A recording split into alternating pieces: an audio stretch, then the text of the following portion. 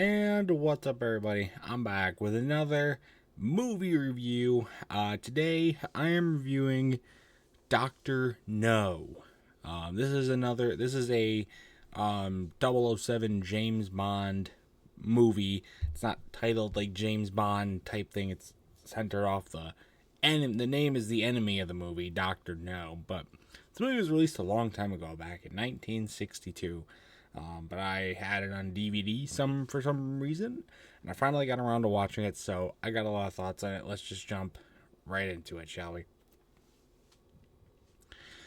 First off, this movie does show its age pretty quickly. Honestly, though, overall, it's not terribly aged, I would say, as far as kind of like dialogue goes and stuff, but it's more like the technical stuff. With this movie, the effects are very outdated. The transitions are awful. And there's a couple of scenes, mainly like with the car scene. They didn't actually film a car chase. They just filmed like him from a green screen, and then they like cut to different scenes of them, like the actual thing. That felt very outdated. So there was that. I'm sure at that time it was very well. I'm sure at that time it was, fine. I mean, it doesn't look terrible, but it's definitely very noticeable. I think James Bond has played really, really well in this movie. This is the first James Bond movie that I've really seen. It's the first one also that I've reviewed, so there's that. But I think his character is played really, really well. Definitely lots of even though there is some stuff about him being a smoker and whatnot, and this is the 60s, so you have to expect that. But I think his character overall has a lot of charm and charisma and fits this, like, try and hold back sneeze.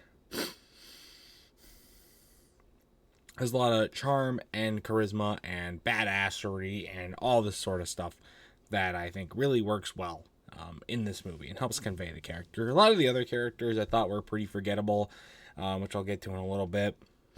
Because overall I thought there was a lot of dots to connect and things to follow.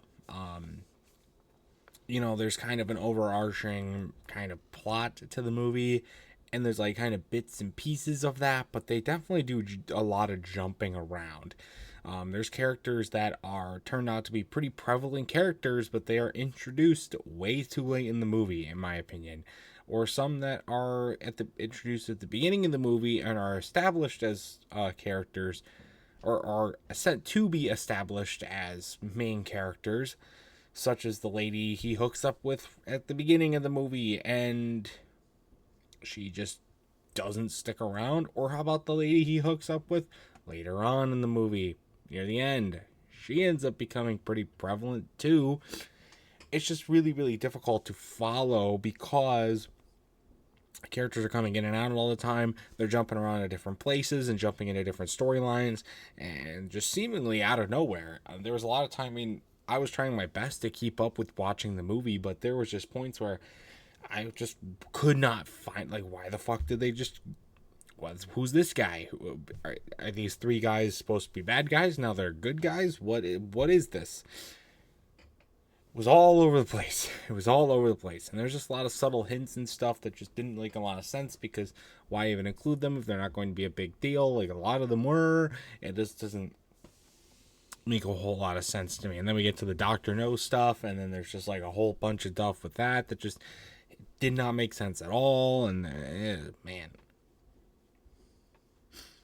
it's all over the place. Let me just say that. Also, I thought it was funny that everybody, and I mean everybody that we see in Jamaica, we meet a lot of people. There's a lot of characters in Jamaica. Only 2 of them are Jamaican.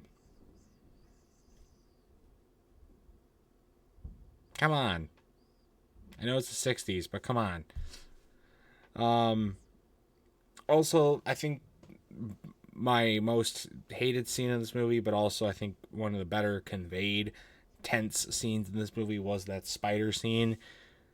If you hate spiders, don't watch that scene. If you're watching this movie, skip over it, because I did not like it at all.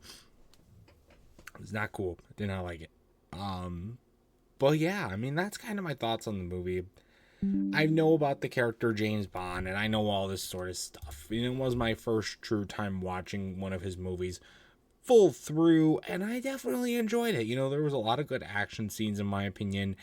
I think for the 60s, a lot of things do necessarily hold up pretty well. It's not like just a full out, completely boring movie. There's lots of good action, and I really like the James Bond character. A lot of the other characters were just hard to get attached to because, again, they're jumping in and out, and there's just a bunch of new ones, and then they're gone and whatnot. It's really hard to follow and hard to make sense of. So that does end up tainting my views of this movie. But overall, I think a good final score be based on stuff that I did like I said, and there's some stuff I did, but most I didn't. Have to give it a good 5. I didn't hate it, but I didn't really enjoy it either. I think it's a good middle of the road movie, and I'm sure there was better James Bond movies, and I will probably eventually watch another one or multiple of them. I don't have any more on my list to watch, at least right now, but that might change. So anyways, that's going to do it for this review, though. If you've ever seen Dr. No, I'd love to know your thoughts about it in the comment section down below. And that's going to do it for this video as well. So stay tuned for much more amazing content, including more movie reviews and other awesome stuff. And until next time, I'll see you guys later. Goodbye.